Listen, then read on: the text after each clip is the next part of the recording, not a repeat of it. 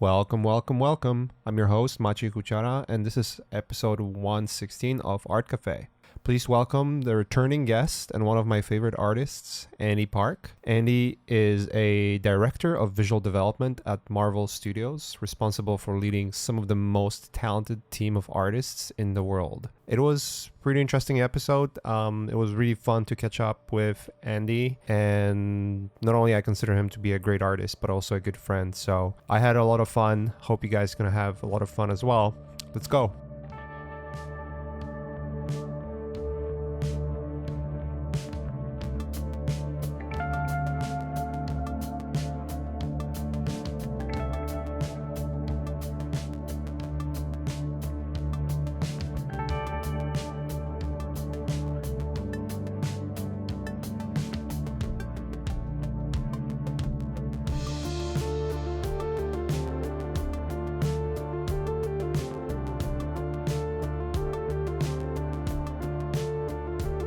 That must have been 5 years ago because I've been doing this, leading these films for 5 years now. So it's like, wow, a lot has changed in my life since then. it was stressful and busy the first 5 years at Marvel Studios as just an illustrator, as a concept artist. But the day that I turned into a supervisor, now I'm the director of visual development, leading a lot of the films. Yeah. Oh my gosh. Like I'm doing like several jobs, it's not just like one job because I'm trying to do art and I'm also leading the department on those films. So I'm art directing all the artists, I'm hiring the freelancers, I'm talking to directors, I'm having conversations with producers. So there's a lot of meetings now. Before, I could just paint and draw and concept. Now I'm, spending a lot of time in meetings and talking. Oh, it's crazy. It's crazy, but it's been so fun. I can imagine. I mean, I remember. I think the first time we ever met was, I think it was a lunch. When did you join Marvel? Actually, let's start with that. Like the first year. Marvel 2010. So this is okay. I'm entering my 11th year. I think we met either right after you joined or right before you were joining, and you were still at Sony Santa Monica. Yeah, because I remember I got your computer. I bought your computer. Oh yeah, that's true. I think that's why we actually met, because you offered in Facebook you're gonna sell your iMac, and it was like totally decked out. That was right after you joined. Yeah, that was right after you joined Marvel, I think. Okay. But I think we met before. We were doing this dinner at Water Gardens with Easy and you, and there was a bunch of other people. Was Andrew there? Andrew Kim? Yeah, Andrew Kim was there. Yeah. That's I think that's what it's been 10 years. Can you imagine? Dude. No, it's time. That felt like ages ago, but it's also, time flies fast as well. Yeah, what a journey though. Like, because you started in video games and you were doing illustration for the longest time, and now you're in like completely different position. Yeah.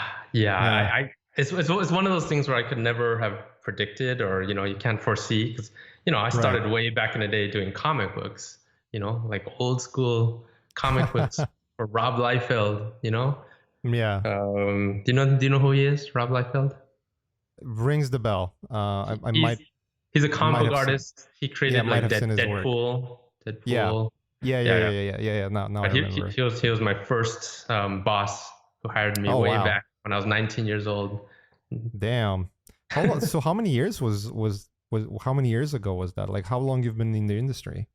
Well, in the entertainment, just general, I've been working for 25 years. So and so the first 10 years of my career, I was drawing comic books. And then I made a switch in 2005 to go into video games. Into concept art. And then Sony Santa Monica was the first like video game concept art job that I had. I did that for 5 years. That's when I met you. And then 2010, 10 years ago, that's when I got hired by Marvel. So I've been working in film since then. So it's been, so I always say I have like 3 different careers. 3 phases. Yeah. You've been working in this industry a decade longer than I did. Oh man, I know. Well, you didn't start like drawing until like later in life, which is, I think I remember you saying something like that. Is that Yeah, right? I used to draw all the time, but like Oh, I discovered that you can make money doing that back in 2003. And uh, then by 2004, 2005, I was like, having my foot in video games. I see. I see. Yeah, yeah. I see. So I started doing concept art at the same time as you did, more or less. Yeah, yeah, that's Yeah. true. That's true. That's true. That's true. Yeah. Yeah, because Remember? back before Go ahead. then there was, for me, my whole artistic career, I went through the transition of pre-internet, you know, and Yeah. then so the 10 years I was drawing comic books, for the most part, there weren't the internet wasn't born yet.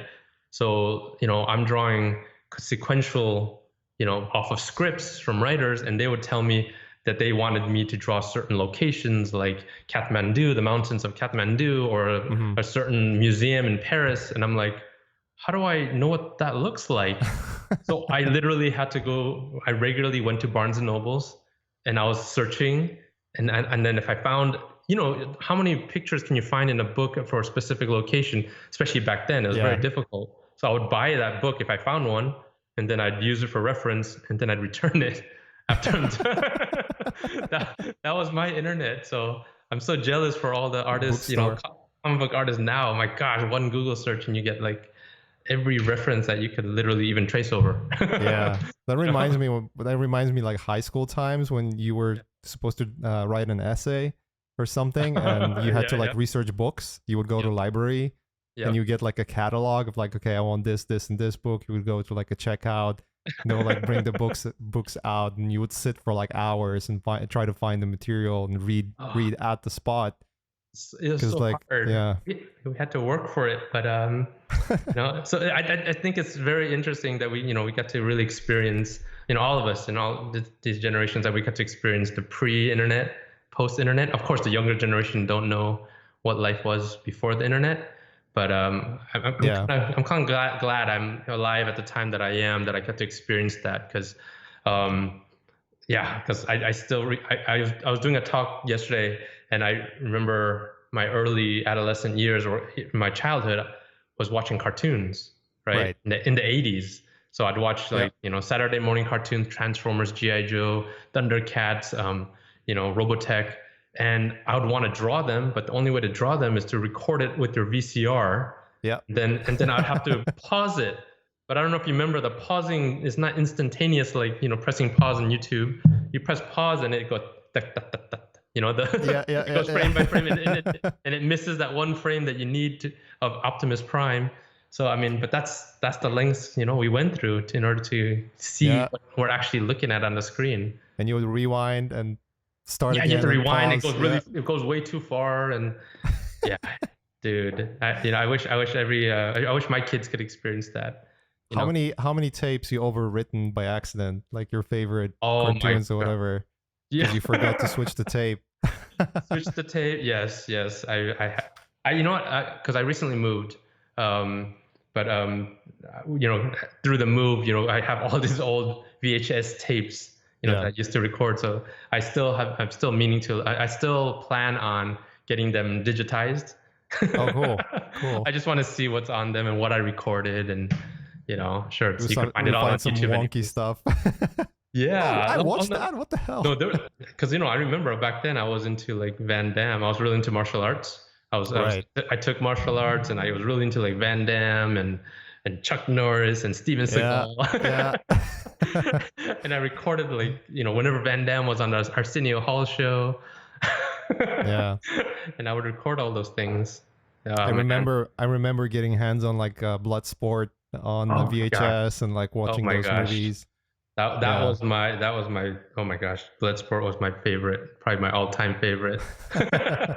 And you knew it was campy too, the lines, and that he's not a good actor, but seeing the fight, and then and back then there was no UFC, so being able to see the different styles fight against each other, that was like a precursor, and that was like, whoa, you never see like different styles, and that was awesome. I missed that. Prior to UFC, it was all dark arts basically. Yeah, and now who knew what works. It translates. Now I love UFC. I watch that all the time now. Yeah, I watch it too. It evolved in such a short time from like the VHS tapes to early UFC, Pride, all of those. Do you remember? Like I remember seeing UFC in Blockbuster, and it was like in the VHS, and it was like, wow, this is the first time full contact. They didn't have gloves back then, and you could see Taekwondo versus karate or judo versus. So you saw different styles. So that was like mind blowing. Like, oh my gosh! And that's when you saw Royce Gracie, and I never heard of Brazilian jiu-jitsu. And then whenever I saw him fight, it was always boring because he was just like took him to the ground, and you don't get to see punches. But he destroyed everyone because everyone was like, what is this thing you're doing to us? Yeah, that changed martial arts forever. I mean, it's Gracie's who started the whole thing too. Yep. And then about maybe 5 years ago, I actually started taking classes at the Gracie University in Beverly Hills. Nice. But then I have a shoulder injury, so I had to stop. But my whole family, my 2 kids and my wife, still take jiu-jitsu from the Gracies. Yeah, I want to get back to jiu-jitsu myself. I stopped when my kid. Yeah, my kid was born. I stopped because it was just like too much time commitment.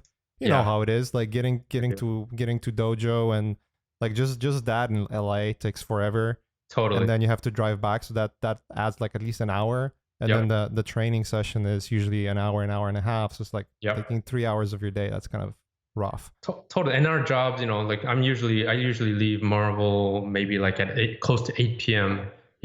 So it's like I come home and it's like almost 9, and then I barely get to see my kids, and to take a jiu-jitsu class, and come home at 10 and then eat dinner. It's like it's really demanding, our career and our line of work. Everyone in all the concept artists I know that in entertainment, it's a fun glamorous job, but it's time commitment is huge, So there are definitely are sacrifices, and it's tough to have a family and have a social life and all that stuff. That's true. It's a lot of work. I mean, it's one of those things where everyone is pushing all the time, and if you're not pushing, you're kind of being left behind a little bit. Yeah. And the competition grows, and like you want to be competitive at the end of the day. Definitely. So it's definitely challenging. I'm pretty sure we're gonna repeat a lot of things we kind of discussed. Yeah, but who cares? I mean, it's been years. No one watched that one. No one watched. Even if they did, they're not gonna remember it. Yeah, they don't remember. They don't watch it. The quality was bad. I was much worse at interviewing. All of those things. So you went to be working in video games, then you ended up working for God of War, basically, right? Yes. How many years was that for you? Like, how many years you spent in video games? Because it's funny, because you and me, we started to be concept artists right after the concept art became a thing. Because prior to that, it was like right after the transition of old gen and the new gen of video games. Like the old gen was like baked textures, and nothing was real time. Everything was kind of scripted and recorded. The lighting was kind of painted into everything, versus the next gen was like when like the normal maps came in, and the teams kind of blew up from like 10 people making a video game to like 100 people making a video game. Totally. What made you switch? What made you to go into that direction? Well, like I mentioned, because I was drawing comic books, that was always my childhood dream. And the advent of the internet, I started seeing actual artists online. And in particular, Justin Sweet, I think he's one of the, early guys that we all kind of like admired. Yeah, he's awesome. I remember seeing his paintings, and right before that, I in between my comic book career, I wanted to get actually an art education. So that's why I took a 2-year hiatus, and I went to Art Center College of Design, and I studied illustration. So by that time, and so that's when I learned the foundations of painting, figure drawing. I was doing figure drawing and figure painting every single day with all the different mediums. And at that time, I was kind of thinking, oh, maybe I'll get into animation, because I've always loved like Disney feature animation. Yeah. But because while I was going to school, there still wasn't any talk of concept art as a career. They were still talking about editorial, but even back then, we knew editorial was starting to die out, right? So I think that's around that time. That's when concept art started to become a thing, and I started seeing artists like Justin Sweet. I don't remember who else, what other artists I saw back then, but it really this is even before conceptart.org and stuff. But it was just right. And then once I started hearing about this concept art thing, and then obviously seeing video games becoming more and more like awesome, Yeah. or at least more detailed, and it's not just like 8-bit kind of thing. Yeah. That's when I started like, oh wow, that's a legit like career path. And I'm just at this point, I love painting.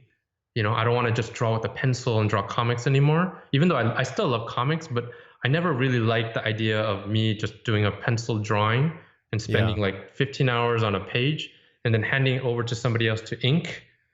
Right. And then somebody else colors it after that over you. Yeah. It's a legitimate way to go, and that's the way, because of time, that's the way it works.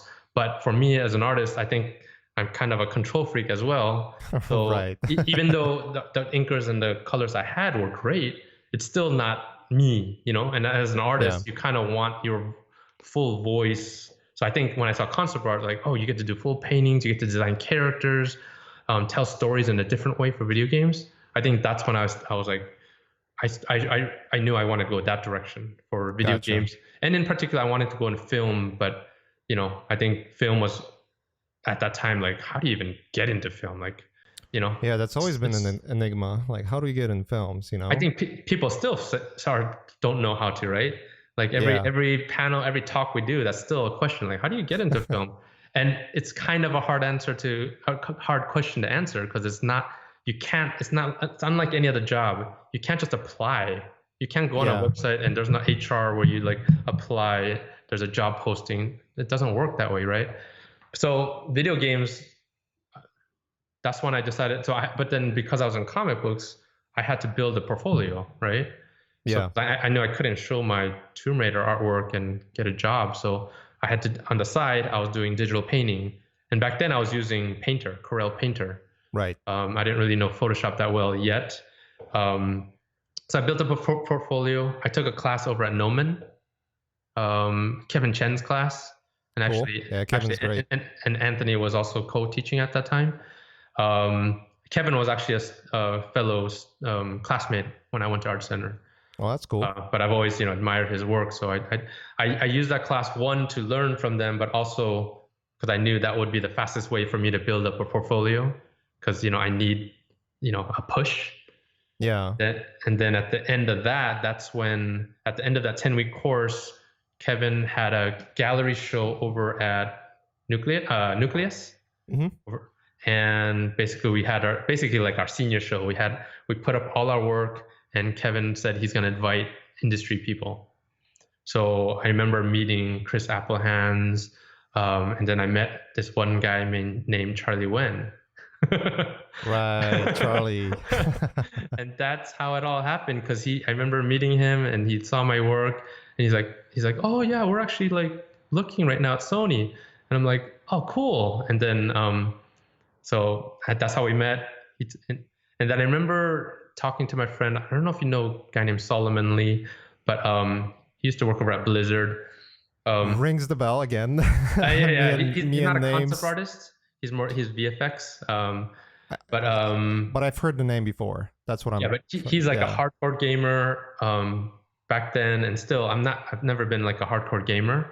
So even though I liked the work, I remember calling him and saying, "Hey, I met this guy, and I got an interview over at Sony. I know what Sony is, right? But I never heard of this game. It's called God of War.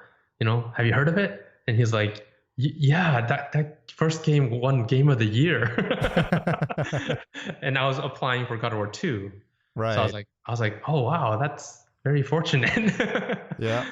And then I got the interview, and then luckily I got hired, and I worked there for 5 years. And I always say that my time at Sony was really the time for me to learn and grow as a concept artist, because I always say Charlie's like my mentor. and the other artists there, like Scott Cito and Eric San Juan and Cecil Kim, Dwayne Turner. Like these were artists, and then eventually Jung Park came over there, Izzy Medrano. Yeah. This is I learned, when I draw savages, comics, basically. Yeah, exactly. These guys are all top of their game. In comic books, usually you're working from home, isolated, right? Yeah. When I'm working, then when I'm in a studio and you're working with artists, this. Holy cow! I mean, you get better faster than at any time because you're. It's a healthy competition. You're being inspired and you're being like, oh crap, I don't want to be the weak link, So you work your butt off. So that was 5 years of amazing training, and it was amazing games. Especially like I loved working on God of War 3. By that time, Charlie was gone, and I wasn't officially the lead, but I was like kind of the lead like character concept artist on that game. So I learned a lot about like leadership and working with other departments, and besides just how to design characters and creatures, and mainly I was designing creatures for that game. So yeah, those 5 years were invaluable. Yeah, the team that was there, I mean, still is. I mean, right now you have Luke and Raph and all the other guys who are just like slaying it, basically. Yep. Woo. Yeah. Absolute madness. I actually got a call from Cory Barlog, to work on that God of War game right when they were starting. But then by that time, we just finished Avengers, and Avengers just came out. Right. Became the highest or the third highest grossing movie of all time at that time. So I'm like, oh, if that one flopped, I would have totally have jumped to God of War again. But also, with my background, my first love was always Marvel Comics. That's what I grew up doing. So I was like, I have to stay. Yeah, but having opportunities is hard. yeah, but I knew what they were going to create, because Cory coming back, I worked with Cory for 2 games, and I knew that game was going to become awesome, especially with the new tech, PS4, everything. So I was like, oh man, this game is going to be awesome. It's been amazing, yeah. Holy cow, look at that game. Turned out to be an absolute banger, basically. Yeah. Jeez. Yeah. Great game. Happy. Yeah. By the way, just a little side note: if my camera, the webcam goes black, don't get alarmed, because like, okay, I'm gonna need to switch that camera soon.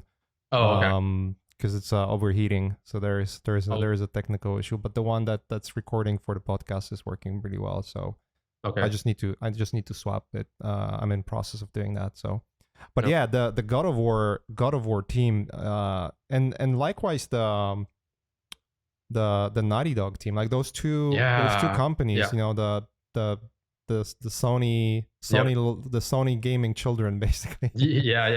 Brother sister companies. Sister companies. It's just crazy how much talent came out and is coming out of both of those studios. I think those two studios were pushing each other. You guys were doing The Last of Us and Uncharted. Yeah, Uncharted. Yeah. I blanked out.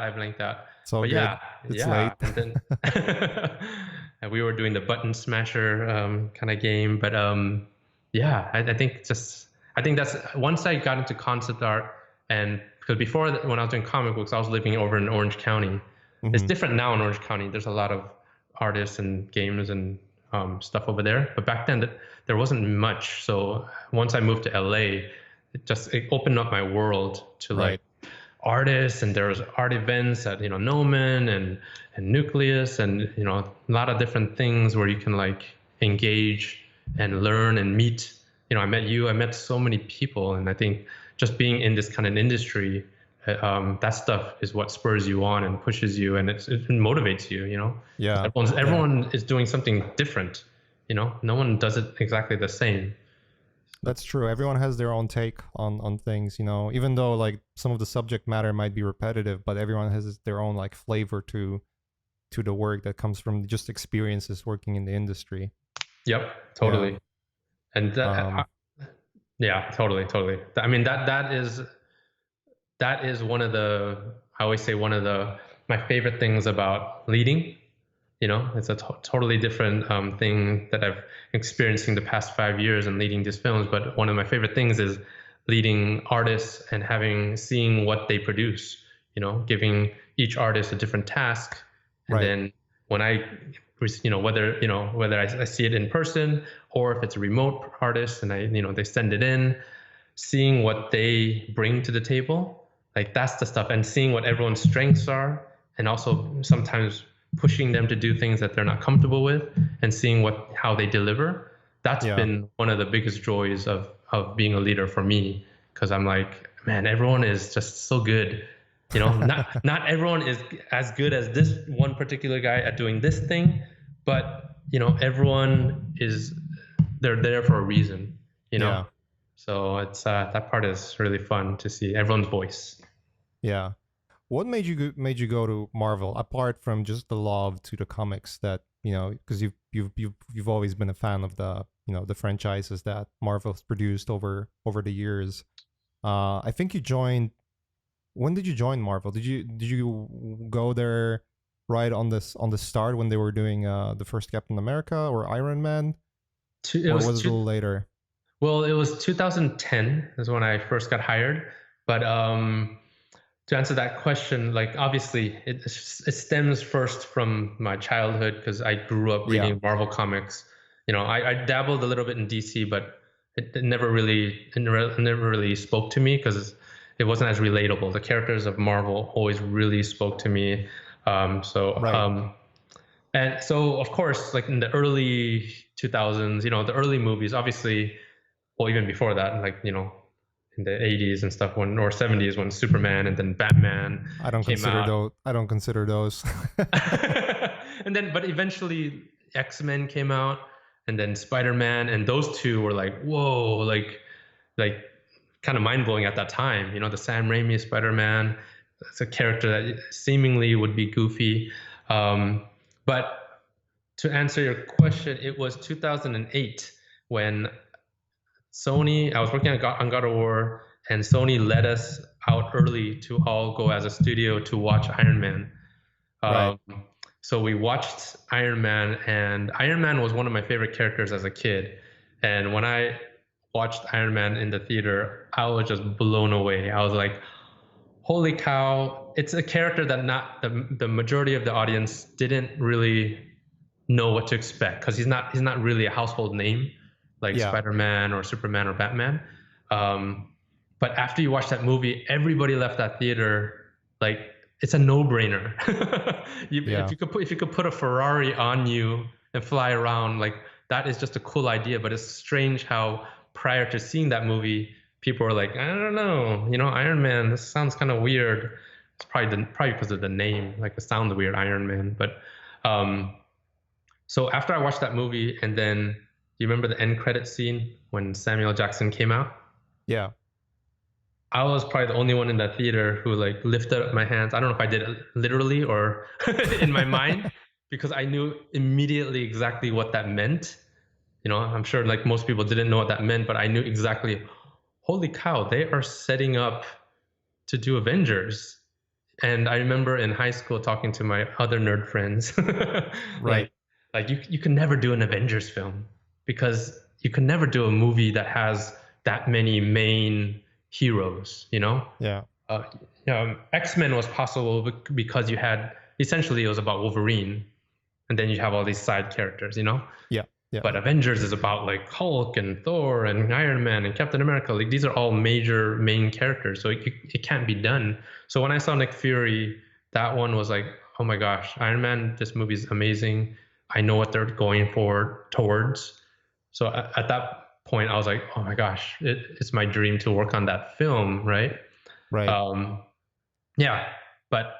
I think at that time, I had that same question, like every student has, like, how the heck do you get into film? So I didn't really pursue anything, because I'm like, I think the other thing is I always felt like to become a film artist, you have to become the best elite quality. I don't know. There's a weird, I know that's not true. There's plenty of we all know that's not true. That's not true, because there's plenty of video game artists that are better than film artists. And vice versa, and comic book artists are amazing. Every artist in every field. there's no such thing as, whatever. But because I had that thinking, I was like, I know I'll do film one day, but it'll just happen when organically. When my stuff is ready.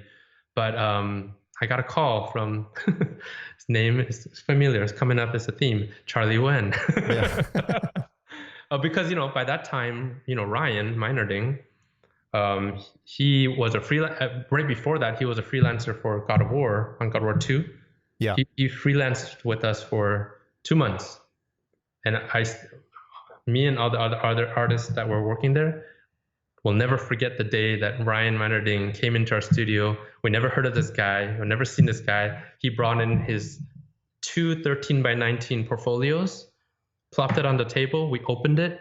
All of our jaws dropped. We're like, I don't know if you remember back then, but when he was doing the Gauntlet stuff and he was doing video game concept art, but we looked at the stuff he was doing.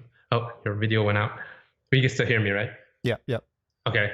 We looked at his portfolio and we were just like, this is not a normal portfolio. Like, I've never seen work like that, because he was essentially doing, the way he paints, like very much like Norman Rockwell, like these really detailed paintings, but he's doing it for concept art.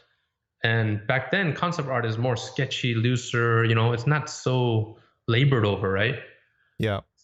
Just to get the idea across. But he was doing these fully painted, looks like gallery paintings, and you're just like, what the heck? Yeah. I remember seeing his work. The first time I saw his work was from the Captain America, the first Avenger book. Yeah. It's like, that's the stuff. He was doing like those keyframes that were like essentially Norman Rockwell paintings. But yeah, he worked with us for 2 months. Then he got hired over by Jon Favreau, was working over there on Iron Man. I think he got introduced essentially through Ian McKeag, working on the John Carter of Mars, Favreau, when he was working on that. Right. And then when he worked on Iron Man, then started Captain America, and then he brought on Charlie Wen to work on Thor. And then Thor, Charlie Wen solved, because they're having a hard time solving what does this Thor look, and Asgardians, what do they look like? And I think they went through so many artists, and eventually Charlie Wen came in and knocked it out of the park. So these are 2 guys that just became really instrumental in the early movies of the MCU. And at that time, that's when Kevin Feige and the leadership came to Ryan and Charlie and said, hey, why don't we start a team, like an in-house department of artists, seeing how valuable you guys were and instrumental. We kind of like this, having an in-house group of artists to kind of develop, rather than just the traditional way of doing filmmaking, right? Yeah. So Charlie and Ryan contacted me. I was the first one that they hired, and specifically to start working on Avengers. But there was still some work to do in Captain America, so I did about a month on Captain America before I started Avengers. So that's how that happened. So I remember when Charlie called me, I was just like, he's like, hey, do you want to work on the Avengers? And I'm like, do you even need me to answer that? You were like, yes, please. Yeah, but back then, like, even though I knew he started working at Marvel and Ryan was working there, like, I think just the way that I am, I don't know if it's a good or bad thing. I never asked them. I never like, hey, can you hook me up? Or I think it's partly because I don't know. It's partly, every artist is like confident and insecure, right? Some are more on this side, some on this side. But even the ones that are confident are probably underlying are really insecure and overcompensating. Yeah. But you know what I mean? So I think definitely for me, I have both, right? And then of course my insecure side always thinks like I'm not good enough, right? Yeah. So why would I even have the hubris to even ask, thinking I'm good enough? So I never asked, because I didn't know if I was worthy or good enough to work, especially for 2 guys that are 2 of my most admired artists, in Ryan and Charlie. Yeah. But when they called me, I was flattered, and I was like, of course I will. But at that time, I just had, my daughter was just born, And of course, I mentioned I was at Sony for 5 years, and I was in a leadership position. I had a really good gig at Sony, so I had Yeah. stability. I'm working at a studio that is top of its game, making amazing games. So I could have stayed at Sony and made a really good living for my family, and it's very secure. So for me to leave to a whole new industry that I'm not familiar with, knowing that films are, you can get laid off at any moment, and um, it was a risk. But Right. obviously, it's one of those job offers where you're just like, it doesn't matter if it's a risk, you have to take it. So yeah, I had the same I had the same with Ghost in the Shell. Basically, that's why I really? left to film industry. That's when you left Naughty Dog? Yeah, pretty much. Oh, okay, okay. And then because you grew up watching anime and everything, is that? Yeah, yeah. Yep.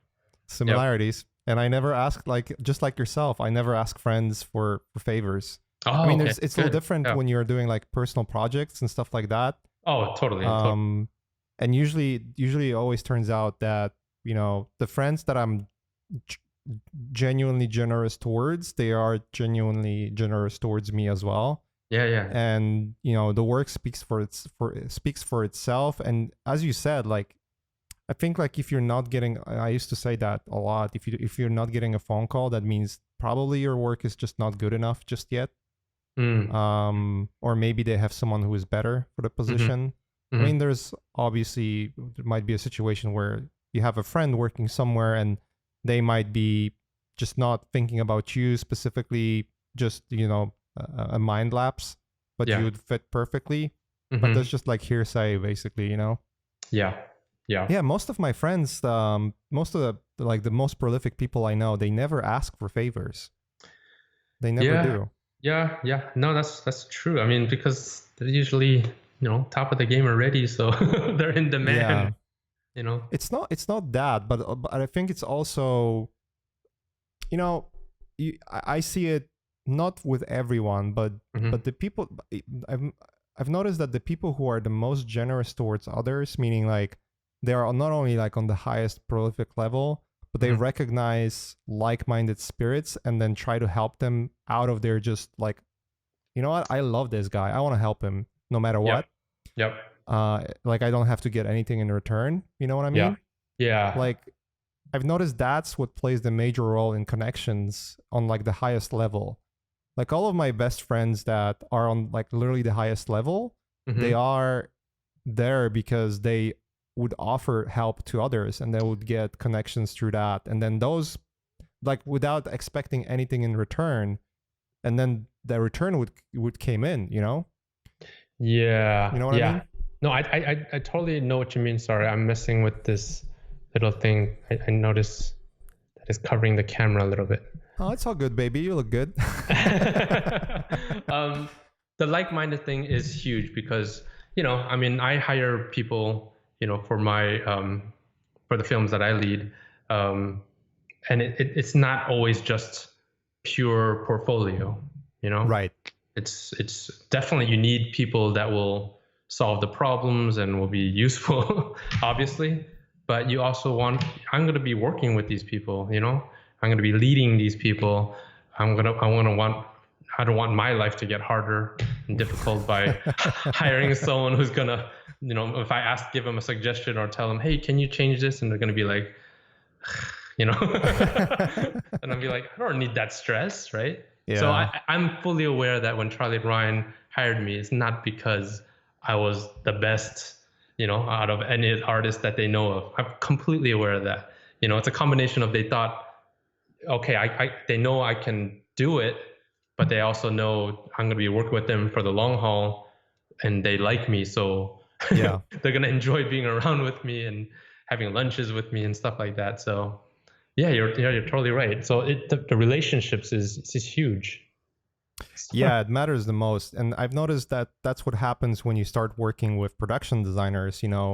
They might not be hiring absolutely best artists that are out there. They hire people that they worked with before, and they know that, when the push comes to shove, like they can count on those people, Totally. Especially as a leader, it's like, I need people that I don't need to, if I can say one thing to the artist and I can just like leave them alone, and I know when the deadline comes or whenever I check in, they're gonna deliver.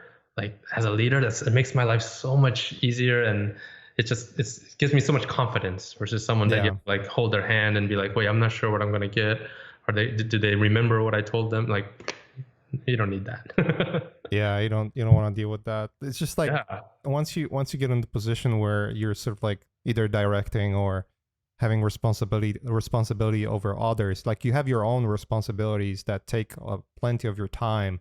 yeah, So that alone becomes, quite stressful and a lot of work. And then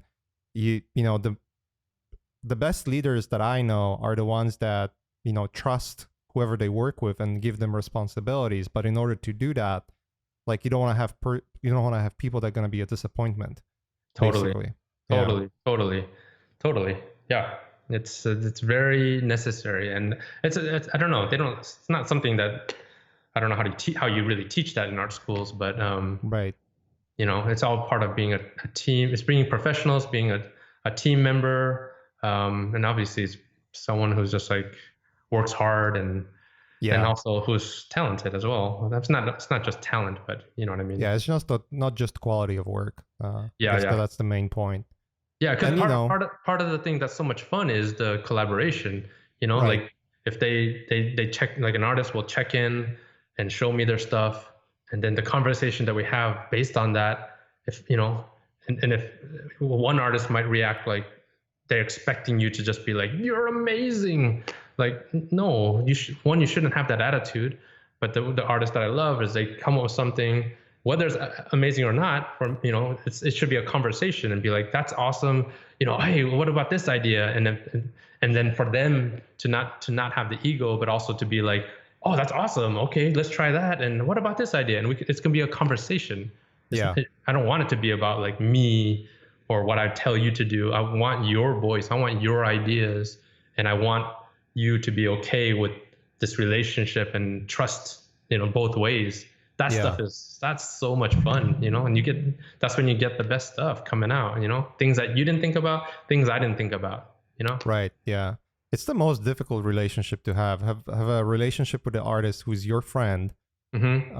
and then keep it professional, meaning like you can get egos out of the way, Yeah. do the work, and then once it's over, it's like almost never existed. Yeah, yeah, yeah, yeah, yeah, Yeah. yeah. And I've been fortunate because like obviously I think because I get to hire the artists, we get to, and then Ryan obviously hires the artists through the years, so we're able to bring in people that we know are skilled, but also that will fit well with the team. That Yeah. is a team player. They're not going to be divas or anything like that. How was the transition for you when you went from basically illustrating at Marvel to like taking over the leading role? Oof, that was exciting. uh, because because yes, pretty much for me it was a nice transition because basically on Captain America: Civil War, which I think is your first Marvel film, right? Mm-hmm. Um, I be I was promoted to like lead character artist in our visual development department. Yeah. So at that point, because before that, I never, like most artists don't get to go to the meetings, with the producers and the directors and Kevin Feige, where they're looking at all of our artwork and either laughing at it or making fun of it or saying, "Ooh, ah, that's awesome," Right. and yeah, we don't get to go to those. And then Ryan would come back or Charlie and then give us, the lowdown. On Captain America, um, Civil War, I got to go to those meetings and essentially kind of just watch Ryan. And then I started, besides going to the meetings, I started going, I just, the certain characters I designed, like Ant-Man or Hawkeye or Scarlet Witch, I would go to the costume fittings. So I started working with the costume designer. I'd go to the specialty costumers like Legacy Effects Mm-hmm. or Ironhead. And I started like basically shadowing Ryan and seeing how he deals with those vendors, how he gives notes. And so that was an invaluable learning experience. So after doing that, and then after that, I got thrown into Guardians of the Galaxy, and that was my first film I led, volume 2. Sorry. Right. And so Ryan just kind of threw me. And then I started going to those meetings. I've been doing it for 5 years, and those meetings to this day are still always so intimidating. Because They are. it's a room with at least 20 people in this long, intimidating table with like TV screens in the front. And you see like all the heads of every department, from the art department, costumes, VFX, all the producers and their assistants, and then the trio in Kevin Feige, Lou D'Esposito, and Victoria Alonso. And they just, you click on, so I gather up all the artist artwork. We might have like 60 images, and I start clicking through them, and they just look at it. And a lot of times there's just silence. You're clicking through things, and just silence, and you're just like, oh my God, this is so nerve wracking. Because it's more rare to get like ooh, that's awesome. It's very rare to kind of get that. Yeah, they've seen so much stuff that it's like rare. Yeah. And also it's not just about like, oh, that's a pretty picture. They're not thinking of that. Yeah, they don't care. That's not our job, right? I mean, our job is to serve the story, for what they want. So we're trying to figure out that visual language for the director, for the producers. And a lot of times we're guessing, right? Or through conversations, we have some idea, but I would say most of the times they don't really exactly know. They have some inkling, but they need us to help them to figure it out. So it's very easy for them to know when something's not speaking to them, but it's not always clear to them when something is like right. It's always easier to say, oh no, it's not there yet, it's not there. But to answer your question, what was that transition like? So it was very intimidating and nerve-wracking, but it was very fun too, because I found out that I really enjoy working with artists, because at that point I got to, for Guardians, who did I hire on? I think Jared was already with us, but Jared kind of came over. I brought on Kevin Chen. See, it's kind of like what we're talking about, like people and people who treated you well. And so I brought on Kevin Chen. Oh man, I'm having a hard time remembering who else I brought on. I'm sorry if you're watching or listening. No, it's. But I'm saying this thing. I've been saying this. Once you reach a threshold of knowing more than X amount of artists' name, like it just becomes a blur. Yeah. Hold on. Let me just think for a second. Well, okay. So I can't name every single person, but bringing on the artists and starting to like art direct and seeing, what they produce and being able to give notes, and then taking their artwork. So after doing like a week or 2 weeks of artwork on certain characters like Ego or, whatever the character is, and taking that, going into the meeting. And I remember feeling this pride of like, look, I know I have all this awesome artwork that, my artists have done. We all worked hard for the past 2 weeks, and I can't wait to see their reaction. And I still have that feeling. A lot of times when I go to a meeting, I'm like, I'm excited, even though I'm nervous. I'm excited because I'm like, I can't wait for them to see these pieces of artwork that I think is like amazing, right? But then, of course, so many times you go into a meeting, you show it, and then it doesn't get the reaction you expect, and you're just like, oh, come on. But We're bombing here. Yeah. But I think it was a learning experience. But and then working with the costume designer, that was a new experience, and working with VFX the art department. We worked with Scott Chambliss. Did I say that right? Yeah, Scott Chambliss, right? I think so, yeah. Yeah, especially when it came to the Ego's planet. So I never worked with him, but yeah, I've heard about him before. Yeah, and then on certain films, I would go on location as well. Most of the times we get to stay here. We don't have to go to the productions, when they go to Australia or Atlanta or wherever. But a couple of times I've had to go, to Atlanta for Ant-Man and Wasp. And then I work with the costumes. A lot of our job is working with the costumes department. Yeah, that makes sense because you guys are basically, I mean, quite a. I mean, you guys are responsible for all the costume, basically all the designs of characters. Well, not all, more or less. Come on. No, because I mean, obviously, we don't design everything because the costume department they have their artists as well. So a lot of times we will design like the main heroes, that kind of thing. But obviously, there's tons more to design. Yeah, that's true. No, you're and right. then so of course the designs that we do design, then I work with the costume designer, to try to help out.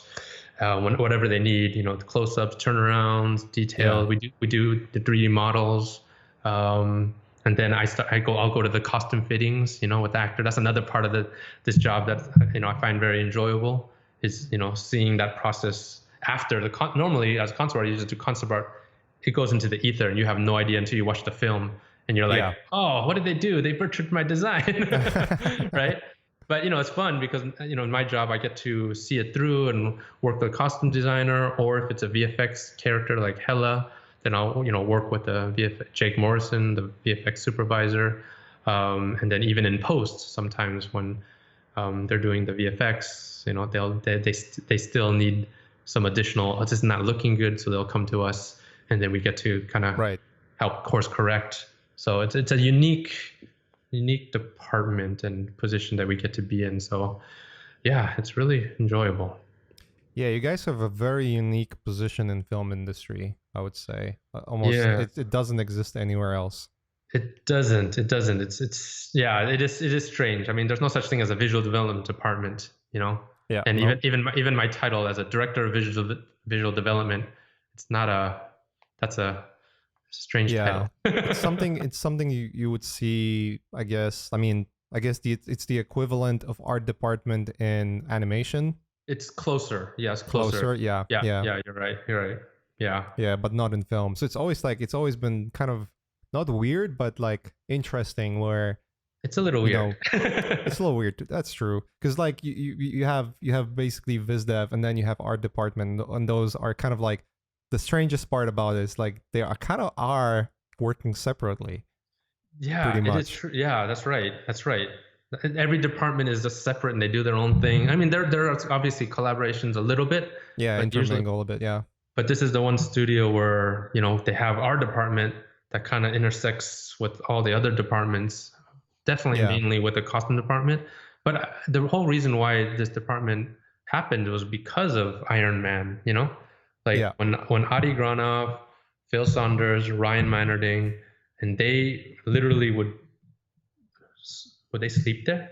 But they were at Legacy FX. I think at that time it might have been Stan Winston.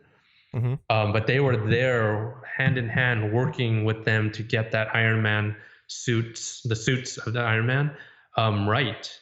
Normally it would just be them working alone, just looking at the old concept art that somebody did. But you actually had the artists that did those concept art to continually refine and figure out every nitty gritty. And I think the end result was something even better, because they got to collaborate with those artists. Mm-hmm. And I think Marvel saw that and they're like, oh my gosh, that's not normal, but they saw the value in that being able, and then that translated to Captain America, the very first Captain America. And Ryan worked closely with the costume designer. And then on Thor, Charlie worked very closely with Alexander Byrne. So Marvel really recognized, like, wow, the product that ends up, it's something that's heightened, because you have this collaboration between departments rather than just, all separated. But yeah, I think that's the reason why it happened. I think, absolutely. And, my biggest props to Kevin Feige is the fact that he recognized that early on. Totally. And made it happen. And, the end result is like, everyone kind of always compares or tries to compare like DC Universe and Marvel and how both are doing, like how the MCU is doing compared to what DC is trying to do with the films. And one of the things that always stands out is pretty much every single Marvel film has a consistency that is just there all across. it feels like it's been done through one powerhouse, you know? Yeah. It's not like, because when you watch most of the movies, even if they're in the same universe, like, I mean, look at Batman. I mean, okay, it could be same argument to Spider-Man and Hulk, that they've been rebooted and redone. Yeah. But even within the same universe and within the same time frame, all of the movies kind of look and feel completely different. Whereas with Marvel movies, they have the continuity, even though they are completely different. Like you look at Guardians of the Galaxy, and it's such a complete, almost like a 180 degree turn. Yeah. But it still has it. You if you watch that and then you watch the Avengers, you would know those are both Marvel movies. Yes. Even if you didn't know the title. Yes. Or even if you were not familiar with, you know, the franchise. Yeah. You would still like connect one and the other. Totally. Because just the way they feel. It feels like it's done in the same realm. Yeah. And I think that's the biggest benefit of what you guys are doing in my eyes, you know, having that giant amount of influence on how the films look and feel. And then, you know, I mean, the kind of guys that work in that viz dev like you guys have, it's just God. It's just like some of the most amazing, like not only just great people, because like I know a bunch of you and you're like just awesome to hang out with. But it's just like like Ryan, yourself, and you know Rodney, and it's just, you know, all the other guys. Oh no, totally. Wesley and Phil. Oh my gosh. Jeez I feel Christ. spoiled because every day I get to go to work, well, not lately, but you know, and I get to see like all the artists from the in-house Jackson Z and Wes and John Staub and Tully, Ian. I mean, Phil Saunders, Justin Sweet, like. Wow, that's one of the side things. Like, you know, I mentioned Justin Sweet right back early in our podcast, but you know, I got to hire him on he's one of the ones I hired on Guardians too. You know, gotcha. And then I hired him more recently on which one was it for? I work on so many films at the same time. I never work on just one film at a time. So I literally am have been working this past year in 3. It's always 3 at the same time. Damn, it's ridiculous. but what you're saying is completely true, because and I think, you know, part of me, you know, I'm working as a professional artist, but I'm still like a fan. Like I grew up reading comic books, Marvel comic books, and what Kevin Feige, it's all Kevin Feige. He's the reason why this has happened. What he has created is essentially comic books in reality, because in comic books, what I used to love about reading comic books, I'd read Iron Man, and then if I want to read more Iron Man, he's also in Avengers, and then but then in that Avengers comic book story, they're mentioning things that happened in that individual Iron Man issue, you know. So you're like, oh my God, this is awesome. It's all connected. And then you have a Spider-Man comic book who has a totally different feel than Iron Man, and then occasionally you might have a guest appearance from Iron Man in a Spider-Man issue, and you're just like, this is amazing. Like all these books are totally different, and every book feels different. Some are more X-Men was always more serious and gritty, but then you have the more lighter like Spider-Man books. But sometimes they cross over, you know, and they exactly replicated that in the film world, which I would never have thought that you could actually do. But that's why last year in watching Endgame, you know, Infinity War and then Endgame, I was just like, you know, I just turned back into that 14-year-old boy, because I'm just like, how am I watching this? How did they make, you know, a Guardians and you know, Doctor Strange and Spider-Man and Captain Marvel and Avengers and Iron Man, all these characters, they all come onto screen, and you're just like, this works somehow. And I think what they created in the film industry is unprecedented, right? There's never been something where just connected this many different franchises into one, and for 10 years straight, you know? Yeah. And it all comes down to Kevin Feige, because at the end of the day, he understands comic books and what made comic books iconic and beloved by so many fans. But more than that, he understands film. He was always a film buff. And you know, he was also part of those early like films like Spider-Man and X-Men, Fantastic Four, I think, as well. So he understands film. So the success of these films is completely him, because he knows when something's not going right, and I can attest so many meetings I've been to, and when he says something about an art piece or whatever, like I don't know, I don't voice it out, but in my head I'm like, it's always just reaffirming, man, this guy gets it. And how many companies has someone like that? Not many companies have that. Not many, if any. Yeah. Yeah, I think I always compare him to Steve Jobs a little, Right. Like it might be totally different, but it's similar because you have someone who's just this visionary who gets it, and then as long as you follow this leader, you're going to come up with successful things. And what he came up, Steve Jobs changed the world, because he had ideas that were just like, what? No one thought of that. Not just, but then Kevin has a similar where he gets it. So his ideas that he has, like for him to do Guardians of the Galaxy, that was a very risky move because it's such a weird, offbeat kind of movie, especially after the success of Avengers. Any other company would have done, okay, now we got to just milk this Avengers thing and keep on doing Iron Mans, because they don't want to risk it. But he saw a bigger picture. Yeah, but Guardians of the Galaxy isn't really like the most known in the Marvel universe. It's like one of the most obscure. No one knew it. Yeah, parts of the Marvel universe. It's like only like absolute hardcore fans. Yeah, like truly know what that is. Yeah, when I heard like Guardians of the Galaxy, what is that? And I did work on the first one through VFX. I know, but when you first heard of it, and then you heard that there's a tree and a talking raccoon, you're like, what the heck? Like everyone reacted the same way.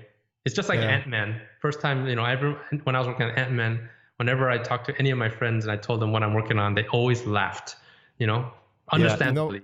When I heard Ant-Man, I was like, what? What are you guys doing? Exactly. We have so many characters you could work on. Exactly. But that's Kevin right there, knowing that how risky that is and how ridiculous that kind of character is. But look, a lot of people's favorite films are those films, So it's like, especially with kids, like a lot of kids love Ant-Man, and everyone loves like Guardians of the Galaxy and everything. So that's Kevin right there. Yeah, it was a bold move to hire James Gunn to do Guardians, because like I remember the first time I saw James's work was the PG porn. That was the first thing I've ever saw from him. That was like when YouTube. Slither. Okay. Slither, and then that other comic book one, I forgot what it's called. That very dark comic book, Rainn Wilson one. Right. But the reason I remember PG porn is because it came out right when YouTube started. Oh. Remember? And so like back in the old YouTube days where it was just all like cat videos and funny shit, Yeah. Like there were always like a little nugget here and there that just came out, like this kind of weird produced videos that were like, what is this? But it was like right on the nose, like just like balancing on the edge of what was edgy back then.